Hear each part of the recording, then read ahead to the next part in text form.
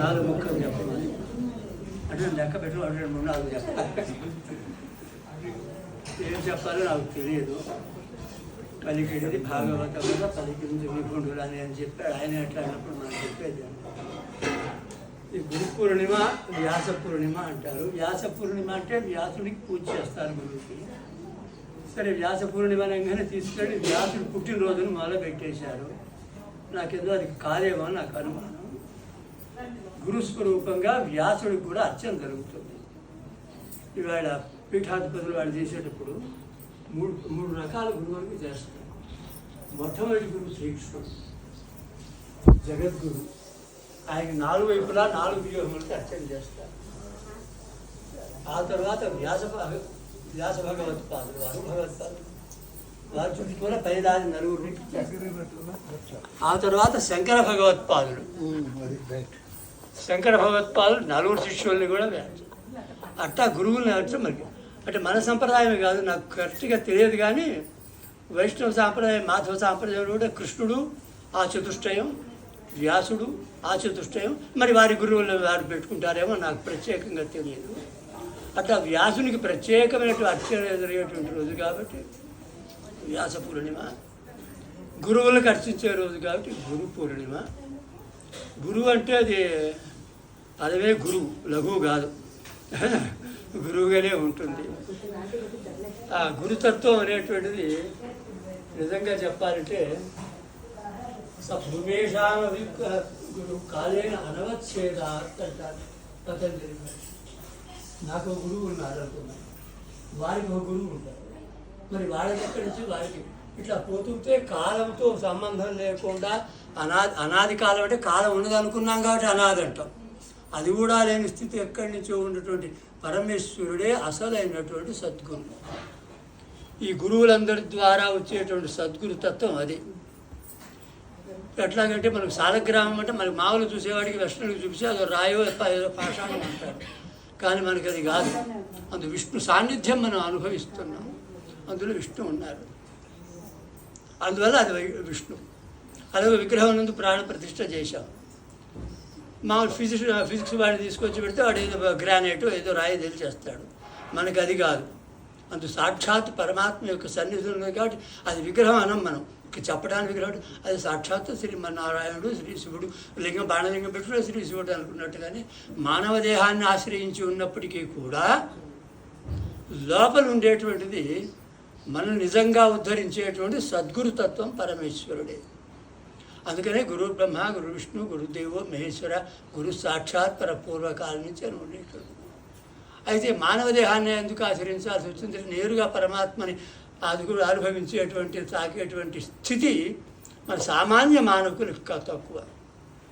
అందులో పరమాత్మ ఉద్ధరించడం కోసం ఇట్లా మానవుల ద్వారా ఉద్ధరింపబడ, అందరికీ దొరకరు. ఎలాగంటే ఆవేశ అవతారాల్లాగా.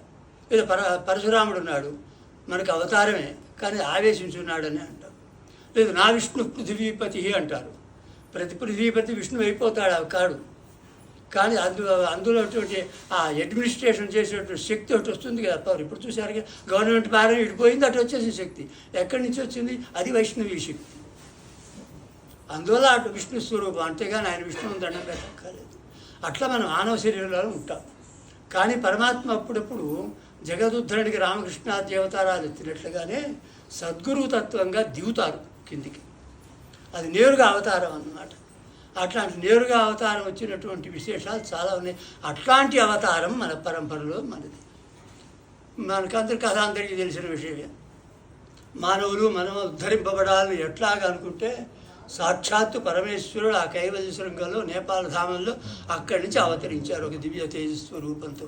జ్వలంతమేమో పర్వతం అంటారే, అక్కడ పైకి మడుతుంటే పైకి కిందికి దిగింది. ఇక్కడ అది ఒక యోగి రూపం ధరించి అక్కడ ఉన్నది. అది మనకనేమిటి అసలు విశ్వేశ్వర మహాప్రభు అంటారు.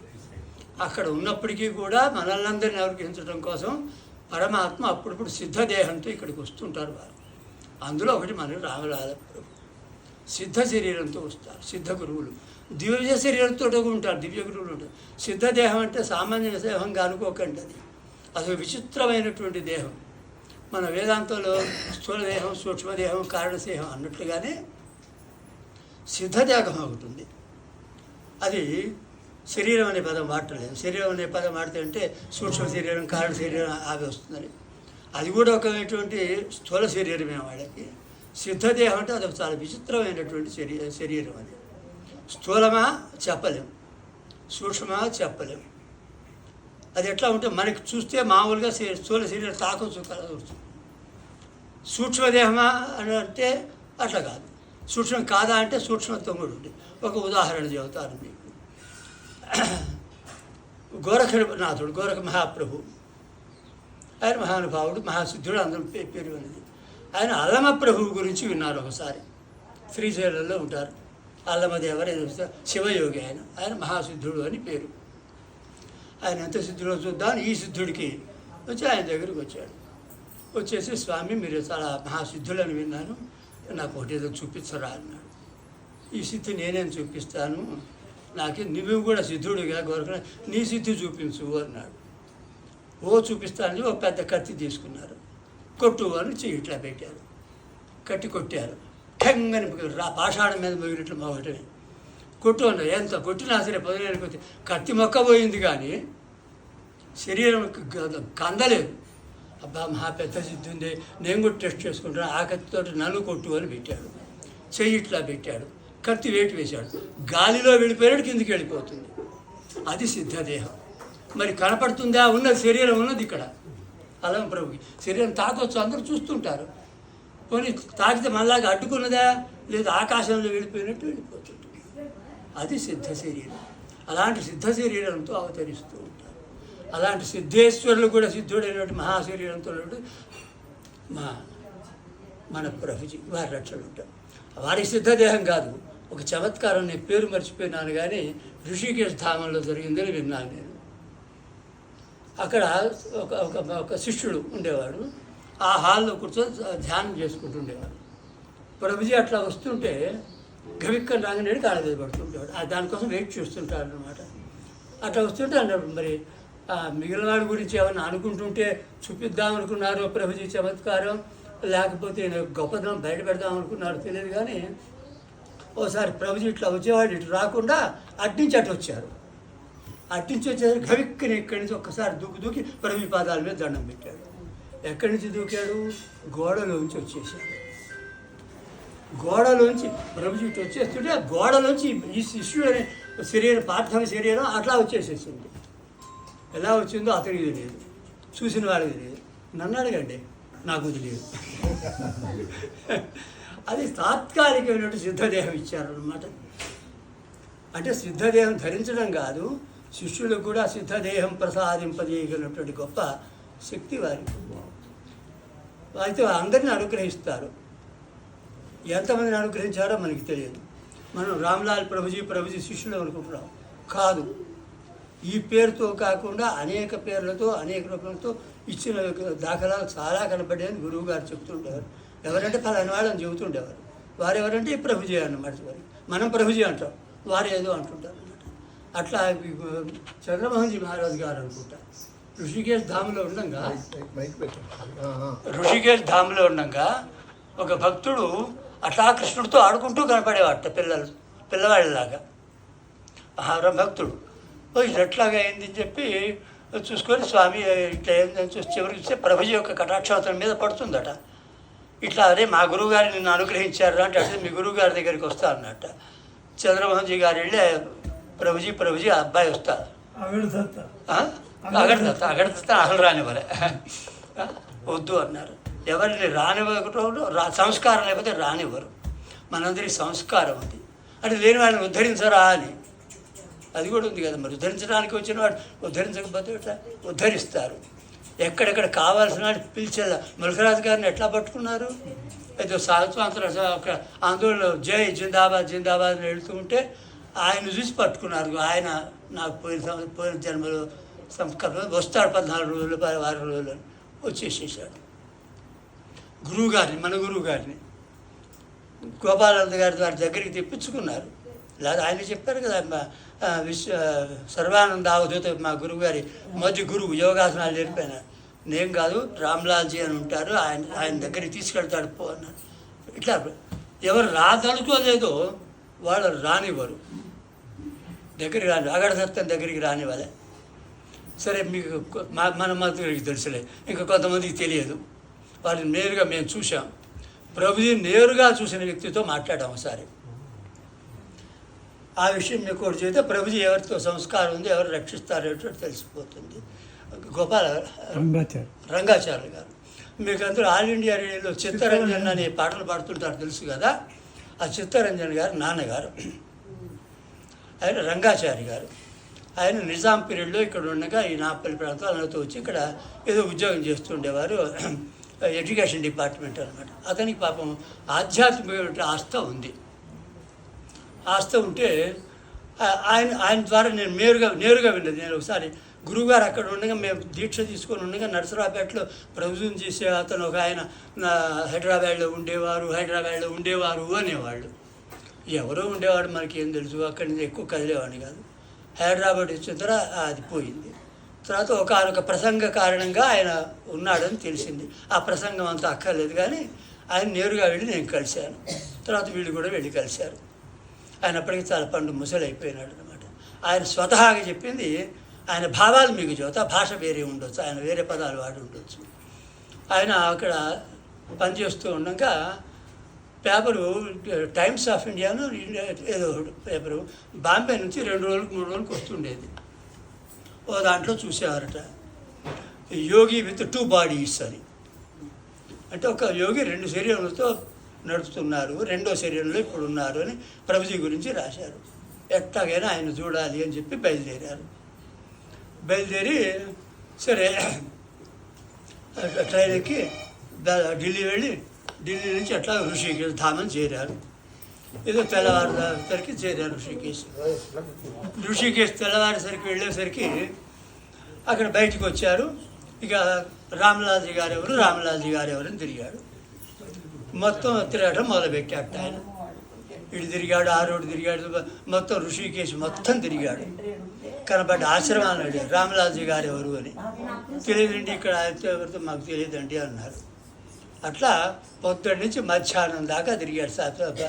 12-1 దాకా తిరిగాడు ఆయన. తిరిగి ఎక్కడా దొరకలేదు. సరే పోనీలే, ఇంకా నాదే తప్పు, ఊరికే ఆయన ఎవరో యోగి విత్ 2 బాడీస్లో బయలుదేరి రావడమేనా, ఎంక్వైరీ చేస్తే ఎక్కడ ఉంటుంది, ఆశ్రమమా, ఇల్లా, లేకపోతే ఇంక తిరుగుతూ ఉంటాడో రోడ్ల మీద తెలియాలి. కొందరు అవధూతలు తిరుగుతుంటారు కదా, అట్లానే ఏమి తెలుసుకోకుండా రావడం నాదే తప్పు. సరే పోనీ ఏం చేద్దాం, సాయంత్రానికి ట్రైన్ ఉందన్నమాట. సరే మళ్ళీ ఢిల్లీ వెళ్ళిపోదాం బ్యాక్ అని చెప్పి ఆయన వస్తూ ఉంటే ఎదురుకి ఎవరో అవుతాడు వస్తుంటే అతను ఏమంటే రామలాల్జీ గారు ఇక్కడ ఉంటారట, ఇక్కడ తెలిసి వారే రామలాల్జీ అని చూపించారు. ఆశ్రమం ఎదురు గంటల తలకాయకి 2 చేపట్ల పెట్టుకుని నిలుస్తున్నారట ప్రభుజీ. అమ్మ ప్రభుజీ ఈయన రామలాల్జీ దగ్గరికి వెళ్ళారట. దగ్గరికి వెళ్ళి దండం పెట్టాడు. దీనికి హైదరాబాద్లో అలవాటు కదా, ఈ హిందీలో మొదలుపెట్టాడు. నేను హైదరాబాద్ నుంచి అలా వచ్చాను, 2 ట్రైన్లు మారాను, 2 రోజులు ప్రయాణం చేశాను, పొద్దున్న దిగాను, ఓహో సోదంతా పెడుతున్నట్ట. అరగంట సేపు చెబుతూనే ఉన్నట్టు ఆ ప్రభుజీ మాట్లాడలేదట, అస్సలు మాట్లాడలేదట. సరే చూస్తున్నారట. అంటే ఏంటి ఈ మనిషి అసలు ఇంత దూరం నుంచి పడొచ్చా అంటే, ఎందుకు వచ్చావు నాయన అంటాము, లేకపోతే లోపలికి రమ్మంటాము. లోపలికి కూడా రమ్మలేదట, చీట్లో పెట్టుకొని చూస్తున్నారట. అంటే కాసేపు అంతా అయిన తర్వాత ఒక్కసారి చెయ్యి ఇట్లా అన్నట్టు లోపలికి వెళ్ళిపోయినట్టు ప్రభుజీ. ఇదేంటి ఇంత రూట్గా ఉంది అనేది అని చెప్పి బయటకు వస్తూ అక్కడ చిన్న గుడిసెలాగా ఉందట. అక్కడ ఎవరు ఉంటే అడిగారట, ఏమంటే ఆయన ఏంటి అసలు అట్లా వెళ్ళిపోయినాడు. అరే శక్తిపాతకియానా ధన్య హోగే చలో అన్నట్టు. ఇట్లా చేయిస్తారు కదా, శక్తిపాతం చేశారు కదరా, చాలు నీకు అదే ధన్యం పొమ్మన్నారు. మరి అంతకు వచ్చిన వాడిని కూడా ఎంటర్టైన్ మాట్లాడలేదట ప్రభుజీ. మరి వద్దంటే వీళ్ళు మాట్లాడతారు, ఇది ఎందుకు చేస్తారో తెలియదు. మరి మొత్తానికి అనుగ్రహిస్తారు. కాబట్టి అట్లాంటి అనుగ్రహమైన దృష్టిలో మనం ఉన్నాం. ఎట్లా అనుగ్రహిస్తారంటే ఒక్కొక్క భక్తుడికి ఒక్కొక్క అనుభవం ఉంటుంది, వివిధ రకంగా ఉంటుంది. ఇంకోటి కూడా ఉంటుంది, వాళ్ళు ప్రభుజీ రక్షించాడనేటువంటి విషయం రక్షణ కాలంలో తెలియదు కూడా, ఒక్కొక్కసారి అసలు తెలియదు. తర్వాత ఎప్పుడో మన బ్యాగ్లో అయ్యో అట్లా అయిందా, ఇట్లా జరుగుండేది, అయ్యో తప్పించుకున్నా అప్పుడు అనిపిస్తుంది అన్నమాట. అట్లా ఉంటుంది వారి చమత్కారం రక్షణ. ఒకసారి నేరుగా ఉంటుంది. అసలు శ్రీహరి ఒకసారి నేను చిన్న మాట, నేను అయిపోయిందా? ఏదో గుర్తుకొచ్చింది అనుభవం. మైక్ పట్టుకోవాలి.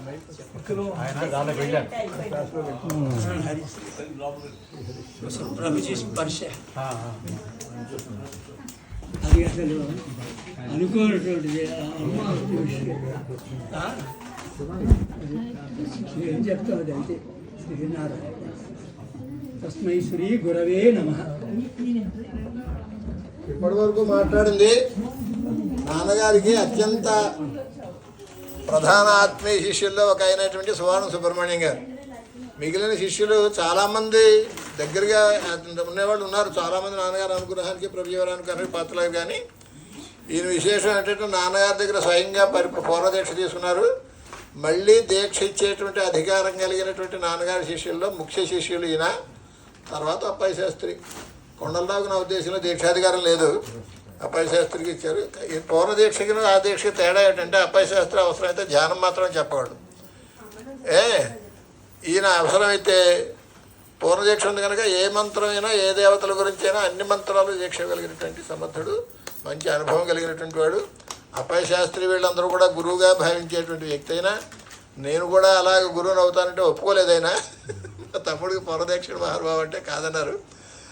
అందుకనే ఆయన ఎంతమందికి ఇస్తున్నారు ఎంతమందికి చేస్తున్నారో ఈ మధ్యన దీక్షలు కూడా మానేసిన్నారు. అలా కాదు బాబాయ్, మా తమ్ముడికి ఒకసారి పూర్వదీక్ష అంటే వెళ్ళలేదు. నేను సభాముఖంగా చెప్పేదంటే ఈవిడ చాలా చింతపడుతోంది. ఈవిడికి మాత్రం మీరు దీక్ష అండి. దీక్ష ఇవ్వకపోతే అది మరి మీకు ఎందుకు ఇచ్చారు నాన్నగారు విద్య? మీరు అందరికీ పంచాలనే కదా. అందుకని అది అనవసరం. మీరు వచ్చిన వాళ్ళకి ప్రభుజీ పంచడం. ఇప్పుడు ఇందులో అర్హతని ఆశ్రయించుకుంటే అర్హతకి లెక్క ఏమని చెప్పండి. మనం ఏమేమాట ఏ పాత్ర అర్హత ఉంది మనకి? అందుకని మనం తీరణం కాకపోయినా మీరు ఇప్పుడు చెప్పిన పద్ధతిలో ప్రభుజీవారి తాలూకు పంథలో ఉన్నాం కనుక అందరినీ ప్రభుజీవారే అనుగ్రహిస్తారనే విశ్వాసంలో ఉన్నాం కనుక మీ ద్వారా అనుగ్రహించవలసిన వాళ్ళు కొంతమందిని మీరు అనుగ్రహించండి. అలా మగ్గుపట్టు పట్టద్దు. దావలు చేస్తూ ఏ అధికారం లేని వాళ్ళు పొడవని దీక్షలు ఇచ్చేస్తున్నారు చాలామంది. అలా కాకుండా అధికారం ఉండి అనుభవం ఉన్నటువంటి మీలాంటి వాళ్ళ ద్వారా వస్తే చాలా బాగుంటుంది. ఈవిడి మాత్రం తప్పకుండా ఇవ్వాలి. మీరు లేకపోతే నేను ఊరుకోరు. ఆవిడ కాశీలో ఉన్నప్పుడు చాలా తపన పడేది. ఆయన దీక్ష ఇవ్వట్లేదు మా అన్నగారు అంటూ. ఇస్తారులేమ్మా, మరి ఆయన కూడా. అందుకని టైం అంటూ చెప్తే మన టైం అయిపోతుందో తెలియట్లేదు కదా. అందుకని అడిగిన వాళ్ళకి వీళ్ళంత తొందరగా ఇవ్వటం మంచిది. జయ గురుదేవ్. మిగిలిన కార్యక్రమం అప్పశాస్త్రం నడిపిస్తాడు. అందరూ వచ్చారు కదా, వచ్చేసారు. హారతి మొదలెట్టించండి.